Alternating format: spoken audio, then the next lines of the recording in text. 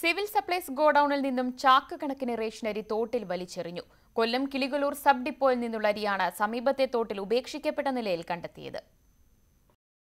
റേഷനരിയുടെ അളവ് കേന്ദ്രം വെട്ടിക്കുറച്ചെന്ന് പരാതി ഉന്നയിക്കുന്നവർ ഈ കാഴ്ച കാണണം.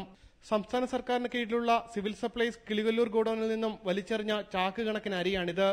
3 ദിവസം മുൻപാണ് ഗോഡൌണിന്റെ അറ്റകുറ്റപ്പണികൾക്ക് മുന്നോടിയായി അരിച്ചാക്കുകൾ സമീപത്തെ തോട്ടിലേക്ക് വലിച്ചെറിഞ്ഞത്. പഴക്കം ചെന്ന അരിയായതിനാലാണ് തോട്ടിലേക്ക് എറിഞ്ഞതെന്നാണ് ഉദ്യോഗസ്ഥരുടെ വിശദീകരണം. റേഷൻ കടയിൽ അരി ഇല്ലാത്തൊരവസ്ഥയാണ്. ഈ ഇല്ലാത്ത അവസ്ഥയിലാണ് നമ്മൾ കിടക്കുന്ന ആഹാരം കഴിക്കേണ്ട ഈ അരി ഇവിടുത്തെ ഉദ്യോഗസ്ഥന്മാർ ഒരു ഉത്തരവാദിത്വം ഇല്ലാതെ, ഒരു മനുഷ്യത്വം ഇല്ലാത്ത രീതിയിൽ ഈ ഗോഡൌണിനകത്ത് ആ ഒരു വൃത്തിയില്ലാത്ത, മാത്രമല്ല അത് എലി ഉൾപ്പെടെ അത് കഴിച്ചതിൻ്റെ ബാക്കിയാണ് സാധാരണപ്പെട്ട തൊഴിലാളികൾ മേടിച്ച് കഴിക്കുന്നത്. പക്ഷേ അഷ്ടമുടിക്കായലിലേക്ക് ഒഴുകുന്ന തോട് മലിനമാക്കിയതിനെക്കുറിച്ച് ഉദ്യോഗസ്ഥർക്ക് വിശദീകരണമില്ല. തോട്ടിൽ നിന്നും ദുർഗന്ധം കൂടിയതോടെ നാട്ടുകാരും പ്രതിഷേധവുമായി രംഗത്തെത്തി. തോടിനോട് ചേർന്ന കണ്ടൽക്കാടിലേക്കും അരി നിക്ഷേപിച്ചിട്ടുണ്ട്. ധാന്യങ്ങൾ ഉപയോഗശൂന്യമായാൽ സംസ്കരിക്കാൻ സിവിൽ സപ്ലൈസിന് വ്യക്തമായ മാനദണ്ഡമുണ്ടായിരിക്കെയാണ് അവയൊന്നും പാലിക്കാതെ ഉദ്യോഗസ്ഥരുടെ ഈ ക്രൂരത. ന്യൂസ് 18 കൊല്ലം.